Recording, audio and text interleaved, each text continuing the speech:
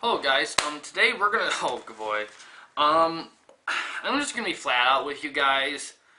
This episode and the last 3 episodes, they're gonna be over the episodes that aren't really that good.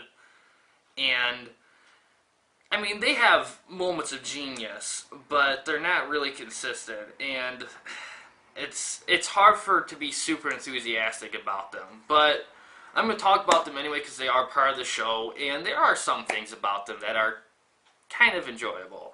But we'll start off with the last Halloween special that Goosebumps did, and probably, unfortunately, the worst. Cry the Cat Part 1 is the episode for today. This episode aired on October 31st, 1998. It has a 6.4 out of 10 on IMDb with about 100-ish user votes. It stars Hamil Rustia, who was in Are You Afraid of the Dark, and a lot of other Goosebumps episodes, quite a few, I think like 3, pretty impressive. And Corey Sewer, who was in Mortals, and he was also in Night in Terror Tower. When the episode was directed by Ron Oliver of the Are You Afraid of the Dark series. Okay, first off, this episode is based on the first book, I believe, in the Goosebumps 2000 series. Now, I've never read any book of the Goosebumps 2000 series.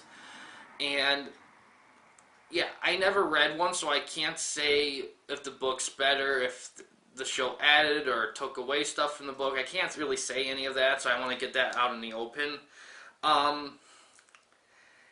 It's a weird episode. It has a very mean-spirited tone to it, and all the characters are pretty...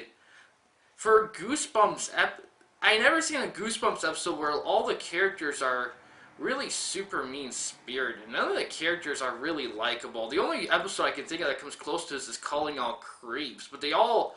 But that episode was different, though, because there were some redeemable characters, and there was something. I mean, everyone's kind of unlikable, even the main characters.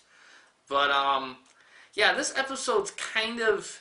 The story's very weird. There's a lot going on in it, and it's a pretty...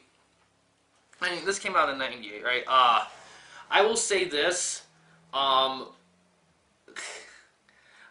don't think I'll give it away by saying this, but personally, I feel like something like this was heavily influenced on Wes Craven's Scream movies, because this one came out after, I believe, the first Scream movie, and possibly after the second Scream movie. Possibly.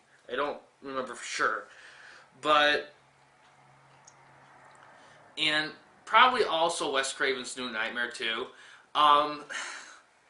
And on one hand, it's kind of genius bringing it to the kid level, and you can play a lot around with that, but the problem is that the tone's mean-spirited, but it doesn't feel genuine. Like, for example, like, the score, there's a lot of, I heard a lot of, what do you call it, public domain soundtrack music. I mean, Goosebumps has used that kind of thing before, but they picked the right tunes for the episodes. This one, it just feels like they were just using stocks music that was becoming popular during that time. It just feels kind of cheap. You can tell that 90s movie horror was starting to eke into Goosebumps, and it's not in a bad way. As for the acting, I will say this, the actors do their job right. And I'm surprised I've said that as often in Goosebumps as I did. Because like I mentioned before, when I first binge-watched the series, after watching the Are You Afraid of the Dark series, I didn't find the acting that impressive in comparison. But I will say this, the actors in Part 1 at least, they try. And I will say this, the story is intriguing, and there are some pretty nice use of cinematography and effects to a degree. But I think what really, really, really hurts this is the tone. The tone, I think it's too mean-spirited for kids to get.